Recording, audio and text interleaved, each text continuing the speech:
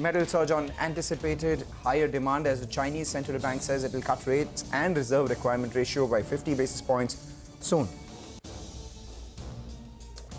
Logistics player Western Carriers makes a flat debut. Mumbai-based realtor Arcade Developers see strong listing with gains of over 35%, while Northern Arc Capital lists with gains of around 25%. The management of Northern Arc will be joining in a few minutes from now. Nomura issues a bullish note on Ipca Labs and raises target to 1750 rupees per share as it estimates a compounded 30% growth in earnings over FY25 to FY27, the stock higher by about 2%. AstraZeneca surges after it receives a nod from the drug regulator to sell and distribute a cancer drug. The stock is up 10%. We also have Thangamal Jewelers higher, off highs now after it's announced that the board will consider a fundraise on the 26th of September.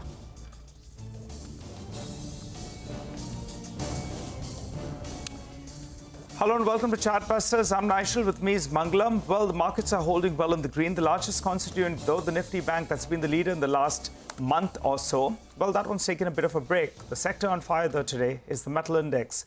China stocking up the market. They're saying stimulus is coming their way. They're looking to pep up the economy. And because of that, metals is the top sector of the day. Hey, Mangalam. Hi, Nigel. Heavy metal is the music of the day. There is some sort of profit taking on the Nifty Bank. The broader market's actually doing a lot better. So we have around 1,400 stocks advancing for about 1,000 stocks declining. The lines have come slightly closer, but nothing really to worry about. We were within touching distance of that 26,000 mark on the Nifty as well. Whether that happens today or later is, just a matter of time as against if, because we have seen some traction in our markets continue over the last many trading sessions. As you have it, more stocks advancing than the number of stocks which are declining. The lines have become just slightly narrow. Let's welcome the newest kid on the exchanges. Then we were talking about how there have been 3 listings today: Western Carrier, Arcade Developers, and Northern Arc as well. But as we do that, before we do that, let's go across to Shilpa Rao for a quick technical check on the market. Shilpa, your call on the indices and individual stocks quickly. Good morning, Nigel and Mangalam, and thank you for having me on the show. Indices, as we have been speaking time and again, it is almost there. 26,000 is there. We are all about to hit that. From here also, I believe 25,800 is looking like a very solid support, and if it holds that, then we will see levels of 26,100 to 200 on an immediate basis. Talking about Bank Nifty is also holding very strong. The immediate support now comes at around 53,700 marks. If it holds that, we are good to see 54,500 to 55,000 in no time. All right. And individual stocks, what are your calls here? I have 2 buy recommendations. The first one would be a buy in UPL. UPL has given a very decisive breakout now, and the sustenance above 600 will see the next targets of 620 to 630. The same has been recommended here in Prabhudas Leeladhar as a 620 call option at around 14 rupees with a stop loss of 9, and for targets of for 22 and 28. So that can be definitely looked into. The other one would be a buy in BEL. The defense sector is bucking up, and this with a support at around 280 zones. I believe the stock is also very well placed for a good run up towards 300 to 320 zones. So that can also be looked upon. Okay. All right. Thanks a lot for that, Shilpa. Well, for the time being, I think let's slip into a short break. When you come back, we'll continue our focus on markets as well as on stock-specific action.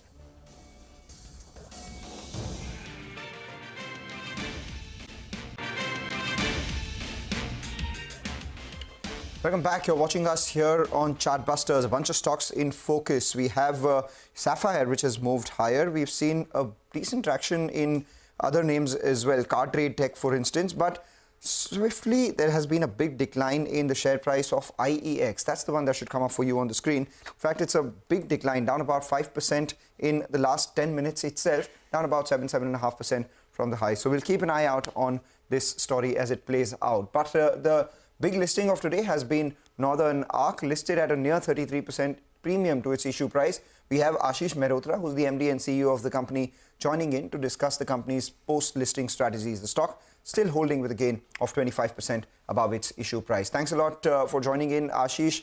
Pleasure speaking to you once again. If you could give us a sense of how your capital structure changes in terms of CRAR post this fundraise, because the fresh issue has been close to around 500 crores. Your CRAR has reduced from near 23% in FY22 to about 18% because of the capital consumption. With this money coming in, how does that change? Hi, good morning. Delighted to be there with you today. We're a diversified financial services business. Our CRAR, post this listing will be upward of 23-24%. But we have sufficient headroom given we have our debt equities below 3.5%. What we've raised is predominantly a growth capital, given that we are a diversified financial services business with very high quality balance sheet with probably can say best in quartile credit performance in terms of fully adjusted for credit cost, better than our peers. And then we have a strong fee income coming from our credit solutioning business, which is essentially the placement business and the fund management business. So I think there's enough headroom for us to grow, and we've been growing at about 31% over the last 3 years. I think we are very happy and we're overwhelmed and thankful for the support we've got from all the constituents as part of the process. Yeah. Okay, all right. Hi, Ashish. So your CRAR has moved to around 23-24%. And you're fairly, comfortable out there, and you believe that from here on as well, this money could be used for growth capital. So tell us about growth then. What's the AUM growth you're focusing on for the coming year? That's FY25. And say in the next 5 years, what's the goal? Where does your AUM head? Please go ahead. Yeah, thanks. You look at it, past performance is we have growth rate of about 31% on the balance sheet and about 40% plus growth on our revenue, and even a better performance on the bottom line. Tells us, given the strong foundation and 3 core Ds, which really differentiates us in the 6 sectors where we operate, we have deep domain expertise, given the quantum of the credit which flows through us between lending, placement business, and the fund management business. The second is our obsession with data. We probably run 30-plus time-tested risk models, which is ensured that over a decade and a half, our credit performance is on the top quartile among our peers. And then we're fully digital in what we do. That means efficiency and scale comes into play. If you bring all of these together with an organization which has 2 key pieces, one is the learning mindset and the second is a growth mindset, should tell you where we will be and how we'll deliver this growth capital to expand our business in a diversified sector and to ensure we generate industry-leading risk-adjusted return on our, Ashish, I can see that your current AUM is what, around 30,000 crores? So that is our GTV, gross transaction value. So unlike so we would have lent about close to 11,700 as of March 31st March 24. We've done an equal amount of placement or credit solutioning for other lenders. And then we would have invested through our funds, again, in the 6 sectors where we operate. So we essentially caters to the diverse credit requirement of the retail customers, between micro loans to small business loans to vehicle finance, affordable housing, agri supply chain. So these are the 6 core sectors where we lend. We provide credit solution to the other players. And we also then invest from our funds in these 6 sectors. Right. So let's get a little more specific then. 11,000 crores is your direct loan, 11,000 crores is placement, and the rest would be some of your fund infusion in the 6 sectors. I'm looking at growth in your sectors itself. Consumer finance has grown from what, 3,000 crores in FY22 to close to around 10,000 crore in FY24. That's nearly tripled. How much of that is organic loans? How much of that is placement? And going forward, what is this mix likely to be? The mix is, obviously the balance sheet, to my mind, our growth rate has been about 31%, and we should be able to grow in that quantum. Given the headwinds and the increase in the risk weight, we saw a massive opportunity to provide credit solutions through other investors by structuring transaction in a way that the small loans could have liability profile. We have probably the best liability profile, given that the 20% of our borrowing comes from offshore multilaterals, given the nature of the business we conduct. And we then able to provide credit solution, large part of that to these originating partners. But if I look at on my balance sheet, 40% of our exposure is to MSME, which is core business focus for us. MFI will be about 26%, and on an aggregate basis, another 27% would be the consumer on a balance sheet. On a risk-adjusted basis, if you look at it, a GNPA last year was below 50 basis point. And we ensure between a stage 1 to stage 3, we carry almost 84-85% provisionings. So on a fully loaded basis, our return on assets is upward of 300 basis point. Got it. Ashish, since you briefly mentioned about your cost of borrowing, as you told us the last time, I think 60% of your borrowing comes in from banks, and in a declining rate environment, your cost of borrowing could slip a little bit. So tell us, how do you see that shaping up? And in turn, what it would mean for your NIMs? How much of it would you hold on to? How much of it would you pass through? Obviously, our NIMs has been pretty strong at about 830 basis point. This is the pure lending NIM. And you can gross that up by another 100 basis point. On the loaded NIM goes to 940 because of the fee income on account of placement and the fund business. We are also AA rated. Last year we got rating upgrade just basis the performance of the company before the equity infusion, subsequent to which, if you look at our liability profiles, is pretty strong between domestic institutions at about 60%. About 20% plus come from multilaterals, both global and domestic, and balance from other sources. My sense is, as we look at it, we should see some bit of expansion because we will obviously get some amount of borrowing cost advantage, and obviously over a period of time that will get passed on to our end customers. So what would, according to you, be the typical yield on your book in the next couple of years? And at the same time, your NIMs from 830 basis points score, will they expand further? I think the loaded NIM will expand if we are able to grow our fund management business. Look at it, we run performing credit fund, we deployed over 10,000 crores. Using the domain knowledge in these 6 sectors. We're right now raising and deploying for about 4 funds, including one climate fund focused on financial services and so on and so forth. Our sense is that will provide a significant lift on a fully loaded NIM, coupled with the fee income we have. And the gradual NIM expansion as our direct-to-customer business grows, which is now about 50% of balance sheet, you will see a improvement in the NIM margin over a period of next few years. Right. You did allude to increasing, your share of revenue coming in from the fund management business. If that were to happen, your NIMs would expand. Could you break down growth on, all these parameters? Because overall, your balance sheet is growing at 31%. You have your own lending business, you have the fund management business, and you have the placement business. Together, it will grow at 31%. But individually, if you could guide us for some growth here? I think the balance sheet growth has been, as you rightly pointed out, is over 31%. The gross transaction volume, which means the deployment in funds between placement of credit solution to other originating partners and our own deployment in the focus sectors where we see, I think we should be able to maintain the performance we've demonstrated over the last 3 years as we go forward. I think that's where we stand today.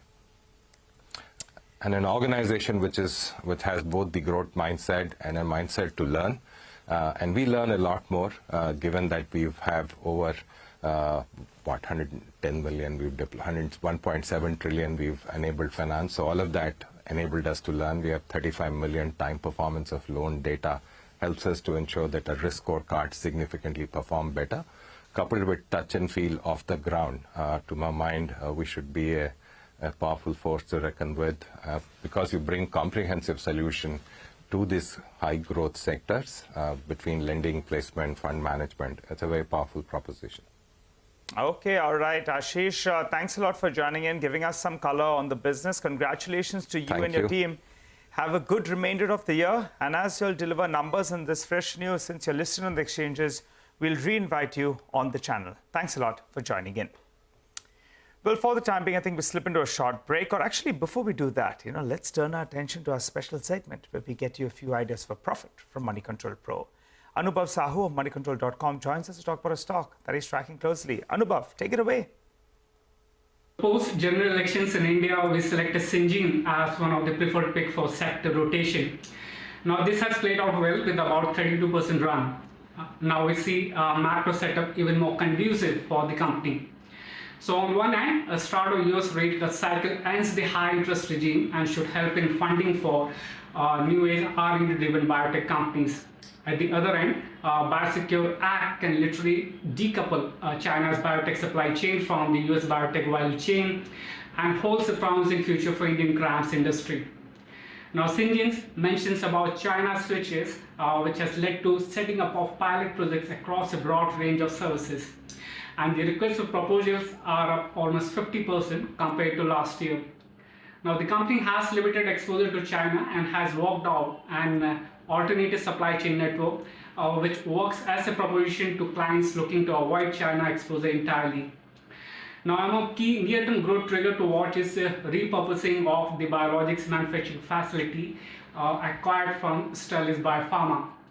That said, as valuations are at premium, investors should watch for the weak market phases to accumulate it. Interesting. Thanks a lot for that, Anubhav. For the time being, though, we slip into a short break. Come back, 100 Focus on Markets. Don't go anywhere.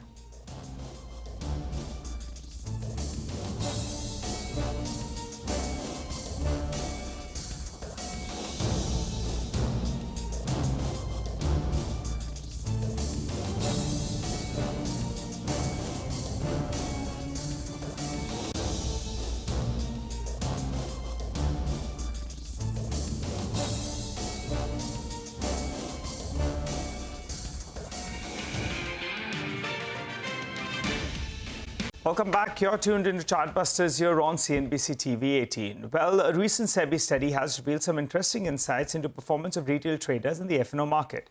Hormuz has gone through all of that. He's joining us to fill us in with all of those details. Hormuz.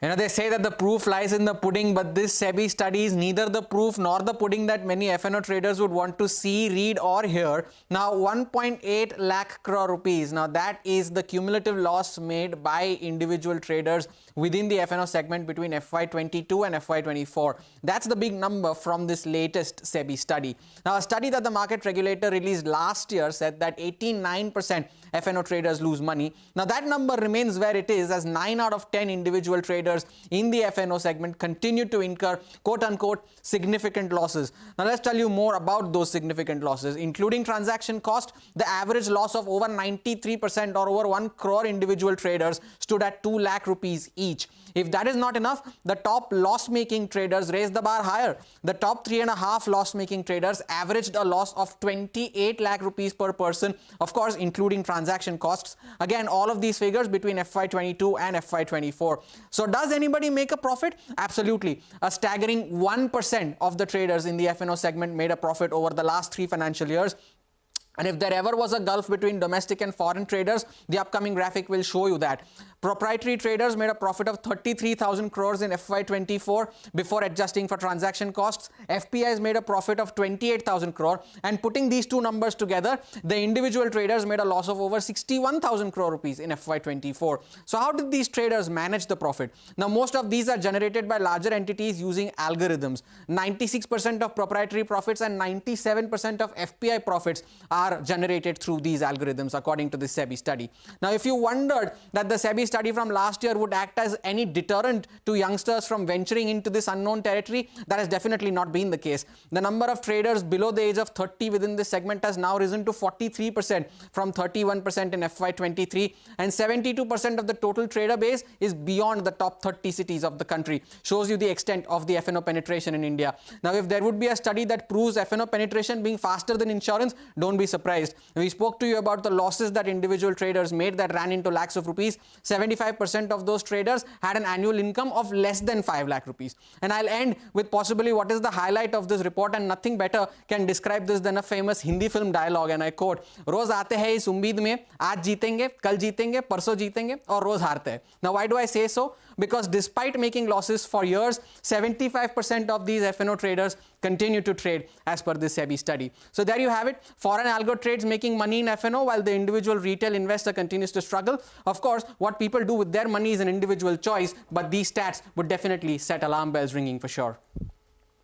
Right, Hormaz, thank you. Insightful data there coming in from SEBI itself. Told delightfully by you as well. With that, what we'll do is move on to a CNBC-TV18 exclusive. Veteran banker and JP Morgan's global CEO Jamie Dimon has said that India is doing a lot of right things and has shown optimism about growth prospects. So he's hot on India. America was overly reliant. That's not being angry at them. You should ask why we didn't do it before. But in terms of rare earths, semiconductors, penicillin, ingredients for pharmaceuticals. The second one is around disagreements around policy, like, if countries are aiding and abetting industries to dominate a global industry and beggar thy neighbor, well, that's not going to work either. So you're going to have people, they're going to be hard fought. It's not going to cause deglobalization, but it's important that countries do that. And so, and it's just starting. It would take years. There's semiconductor, you're talking about 5, 10, 15 years. So even if it's going to take place, it's going to take a long time. But companies are doing it on things like iPhone. I know iPhone production. So some things can move quick. Some will take years. A huge opportunity for India. That people call it the China plus one strategy now, that companies that relied solely on China are going to look at India, Vietnam, Malaysia, Indonesia, etc. Prime Minister, that odd par program, I think I'm saying that right, the changing the GST, the tax system among the states, national infrastructure, your schools graduating a lot of extremely bright, talented people. Those are the things to do. Reduce regulations. Here, regulation and bureaucracy does cripple foreign direct investment. So make it easier for foreign direct investment to come here. And then you have to do industry by industry. But I do think you should be attracting it. It'll help you grow much faster. All right, with that, we'll wrap up on this edition of Chartbusters with the news that the market has come off its highs. And briefly, we had seen the Nifty move into the red along with the Sensex as well, holding up around the flat line. Let's see what the second half of trade holds for you. Take a short break, come back. On the other side, we'll have the Trading Hour team next for you.